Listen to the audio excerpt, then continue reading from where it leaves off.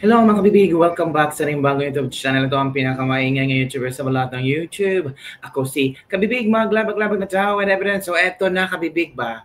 Si VP Sara, ewan ko kay VP Sara, in-snub ang budget hearing. Wala man lang dumating na taga-office of the Vice President. Tapos, itong Makabayan Black na inis. Knowing si VP Sara ba, ginisa na noong previous budget hearing ng OVP. Well, pinagbigyan naman nila na sa Martes, I think so, ay babalik or a-attend na posible si VP Sara sa budget hearing. Baka iniisip ni VP Sara ba na Friday ngayon, tapos there's a possibility na baka may makontempt sa mga staff niya, hindi makakaalis sa Sabado, Linggo, sa Lunes pa makakauwi. So, baka yun ang iniisip ng mga netizen ba? So, I don't know kung ano ang rason. So, manood tayo mga kabibig at talagang pinangaralan itong mga papiling ba, mga papimos, pinangaralan, sinagot ni Davao Representative Isidro Ungab ang Makabayan Black, particularly ang ACT Teachers at Kabataan Party List, matapos nilang questioning at hilinging alisin ang tradisyon ng parliamentary courtesy para kay Vice President Sara Duterte. Wow! Pag kay BBM, pwede yung parliamentary courtesy. Pag kay VP Sara, hindi. So halata talaga na gusto nyong idiin, gusto nyong takutin, gusto nyong rat-ratin ng mga tanong. Kayo lang talaga nakakaalam kung ano ang sagot. So ito kabibig, manood tayo mga kabibig sa pagpahiya ni Congressman Ungab at pinangaralan talaga itong mga feeling ng mga mga representative ng Akbayan, Kabataan Party List. Ewan ko, ba't nakaupo pa ito sila? Ito kabibig, manood tayo sa kabibig sa kahapong naganap ng budget hearing sana sa Office of the Vice President pero hindi dumating ang OVP. Ito na kabibig. Earlier today, we received a letter from the Office of the Vice President designating people to attend to this hearing relative to the budget of the OBP and signed by one Director for Administrative and Financial Services. Nakita po namin na hindi po USIC level si Chief of Staff Limwell Ortonio. ASIC level lang. So in comparison, the other day, yung DOTR, USIC Banoy represented DOTR and authorized by before Secretary Vince Dizon left for DPWH, authorizing Banoy to head the delegation of the DOTR. Knowing that and with consistent with the tradition of the House na dapat head of agency or the very least USIC ang pumunta dito to defend the budget of the agency. Noting the inconsistency doon sa letter, ako na mismo ang nag-advise sa kanilang umaga na wag na kayong pumunta dito dahil ganon din kung wala si Yusik Zulaika Lopez. And then I have the assurance of the Vice President na she will attend by next week. So, okay. 3 araw lang ang meron tayo next week, Monday, Tuesday, Wednesday.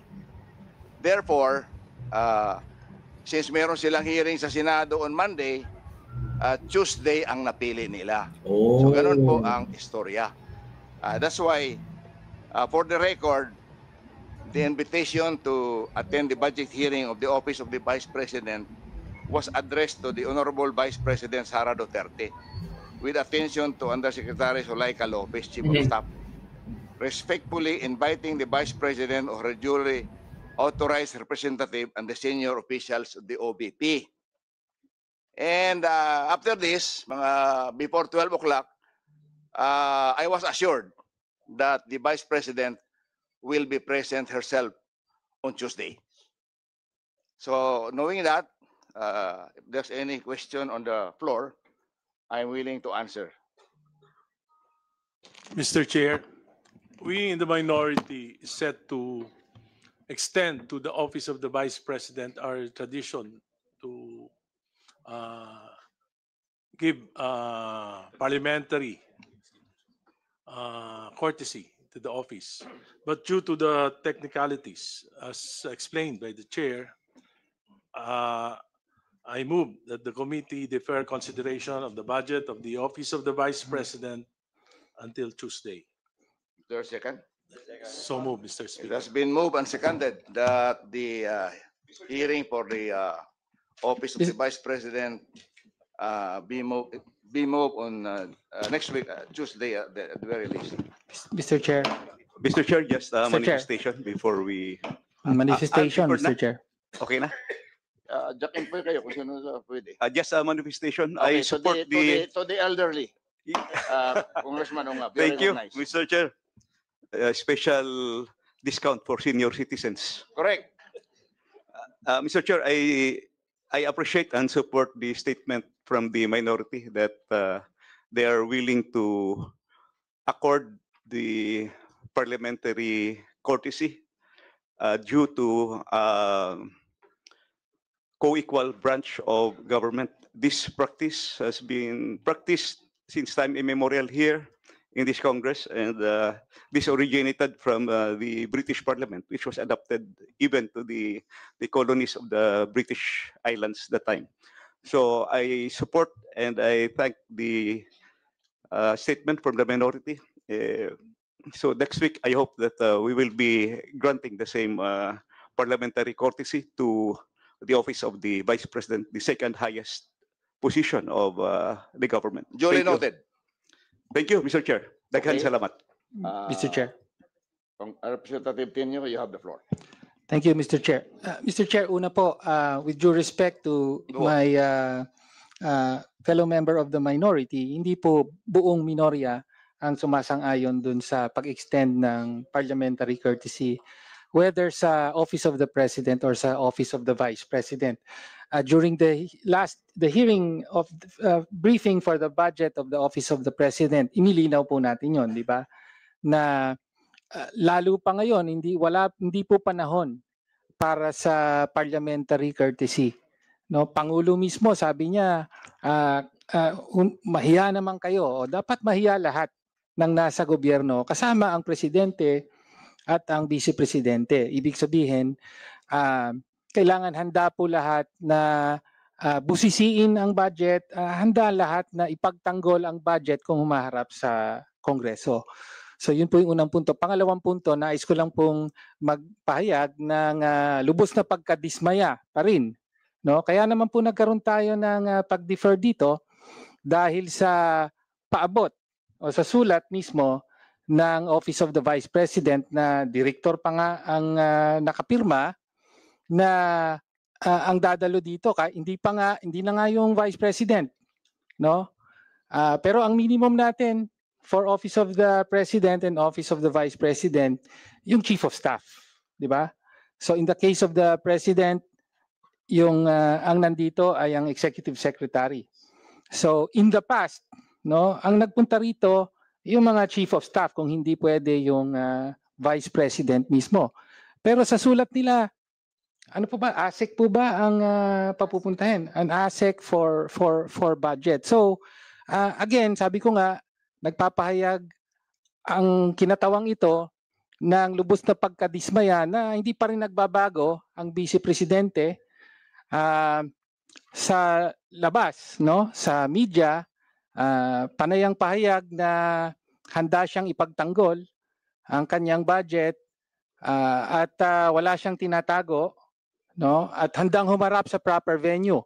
Sa kaso po ng budget proposal for 2026, wala pong ibang proper venue kung hindi ang committee ito.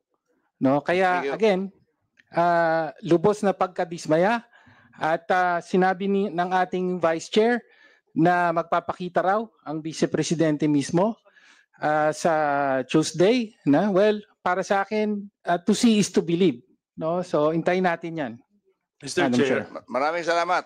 Noted yung mga manifestation mo, Congressman Tinio. Mr. Chair, Yes. when I said the minority, what I mean is the majority of the minority. We Okay. respect the fact that kahit sa Duly gubat, noted. we respect the fact na kahit sa gubat may gwapo. Duly noted Thank you, po. Duly Mr. noted. Chair, just last manifestation from the independent, not Pagbigyan natin ng majority, not pagbigyan minority. natin ng senior citizen from Mindanao. From the independent, Mr. Chair, I would just like to make a manifestation.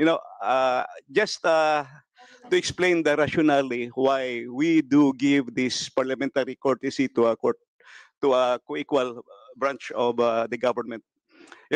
I was already a congressman when VP Noli De Castro was vice president. I was the chairman of appropriations when VP Binay was the vice president. I was also chairman of the appropriations when VP Leni Robredo was vice president. Now I am here also as a congressman when the VP is Sara Duterte.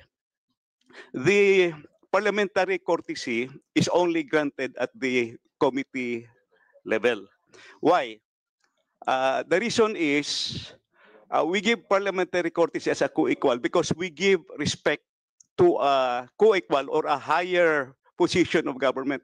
Kumbaga sa layman's interpretation, it is really, I would say, awkward for a member of Congress to question a higher officer directly.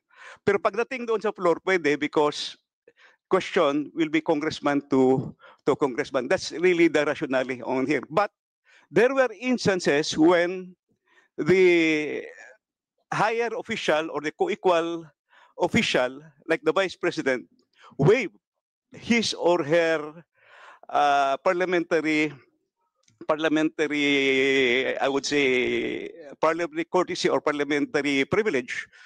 There were occasions in the past when the former vice presidents would say, thank you for giving me this parliamentary courtesy, but I will accept questions and I will answer the questions. Yun yung mga nangyari kaya nagkakaroon ng mga questions nung araw. This is just to share my experience, especially for the new congressmen who is just about to grasp what parliamentary courtesy is all about. There is no Mr. Chair? substitute for experience from the elderly. Mr. Chair. Mr. Chair, a short manifestation as well. Yes, please Kung go maaari. ahead. Okay. Maraming salamat, Mr. Chair. Galing naman to sa Gen Z ng Kongreso. And siguro with all due respect as well to my colleagues in the House of Representatives. Una po, we take exception doon sa sinabi po na higher office ang president or vice president. Sa pagtingin po namin, we are equally voted by the people. No? Tayo ay binigyan ng mandato to represent yung mga concerns nila ng mga distrito natin. Pero, yung boto mo ba dahil nakaangas kay VP Sara? Nakakahiya naman equally. Hindi kayo equally dahil. Hindi equally. Tumakbo kang presidente. Yan natin kung equally ba. Ito babaeng to. Mga sektor natin. And sa sektor ng kabataan, ang pagtingin natin, we are living in exceptional times. And exceptional times call for exceptional measures. Ibig sabihin po nito, sa oras na ito na tinatanong ng taong bayan kung paano ba talaga ginagamit yung budget ng gobyerno para dapat sa paghatid ng mga serbisyo, pero lumalabas ngayon na sa iilan lang nabubulsa ito, dapat mas proactive po tayo sa pagbusisi ng iba't ibang aspeto ng budget. Wala pong takas sa mata ng mga representante na hinalal para gawin po ang mga trabaho na ito. So similarly po, Mr. Chair, nagpapahayag din yung representation na ito ng dismaya doon sa naging developments nito, and especially right now, hanggang ngayon, years prior pa, hindi pa rin nasasagot kung saan napupunta at nasaan ang confidential and intelligence funds ni Vice President Sara Duterte. Day, move on na, Day. Tanungin mo ang COA, flood control na ang pinag-uusapan, bilyones, trilyones, Day. Diba halata naman yung pattern at script mo, Day. Uy, naku, ewan ko si Inday. Uy, tawag dito. Hindi nakamove on sa confidential funds. So, and other than this, nandiyan, and ito, we're hoping na for Tuesday, no, may isagot saan po ba napupunta yung pondo ng OVP. Ito po ba ginagamit pang bili ng flights across the world and hindi po natin nakikita kung saan nagre-reflect ito sa taong bayan. Dahil nanood ka sana sa OVP briefing, dahil in fairness dahil si VP Sara hindi ginamit ang pera ng OVP for her personal trip. Parang hindi, kulang yata ito. Ito ba yung datawag nga Gen Z? Parang kulang ito sa impormasyon. Gen Z ba to? O Jing Bungi-ingi? Gen Tanga? Grabe. Hindi, panoorin mo ang OVP briefing the other day kung saan they presented kung ano ang nangyari sa budget ng OVP last year. Kayo ba? Kayo na nakaupo sa Congress dyan, meron ba kayong katulad ni VP Sara na nagpresenta kung paano yung ginamit ang mga budget allocations nyo? Nakakaya naman kayo, puro lang kay VP Sara. Ito si VP Sara, presenta transparency report tungkol sa OVP budget last year. Pero kayo wala eh. Puro lang kayo pasungit, komento, bashing. Kakaya naman kayo, kabataan pa naman, Gen Z pa daw, pero hindi makapapresenta ng accountability and transparency sa inyong mga budget allocation dyan. Ni isa. Ni maski one time. Wala. Kakaya naman kayo. Po, Mr. Chair, I hope masagot po to the coming week, no?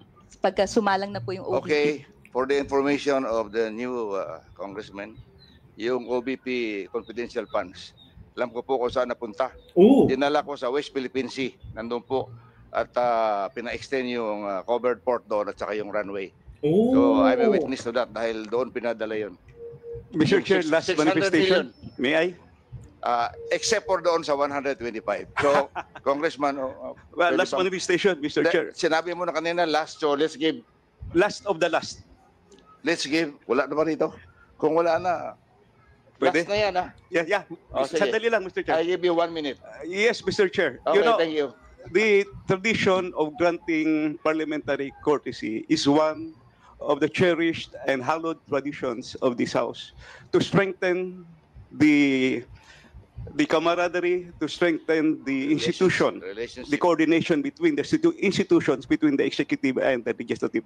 It does not mean that we have compromised accountability, transparency, because all questions can still be answered at the plenary. Again, as I have said, this is a long and cherished tradition, which I believe should be maintained and should be continued, not only by the House of Representatives, but also on the other side. No?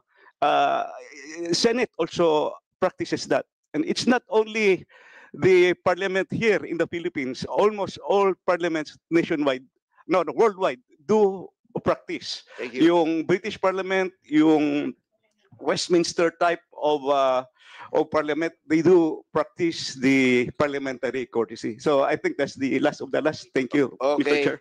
Mr. Chair. Mr. Chair, Thank you. Mr. Chair. Mr. Chair. Last of the last na rin po. Mr. Chair. Mr. Chair. Last. May I, Mr. Chair? Last of the last. Last. Mr. Okay. Thank you, Mr. Chair. Well, again, yung parliamentary courtesy po, sabi nga natin, yes, it's a tradition, pero lalo na sa ating lipunan, dapat ibasura na ang tradisyon na yan, no? Bakit po? No, dahil Kahiya naman to si Tinyo. napakita ng ating kasaysayan at mga nakikita natin ngayon na hindi uubra ang so-called presumption of regularity. No, kaya kailangan po ang norm dapat ay palaging magpapaliwanag at handang magpaliwanag ang mga opisyal, ang sino mang opisyal ng gobyerno na pinagkakatiwalaan ng pondo ng taong bayan, no? At pangalawang punto ay tanong ko, Mr. Chair. Sabi kanina ng chair, pupunta raw dito mismo ang Vice Presidente.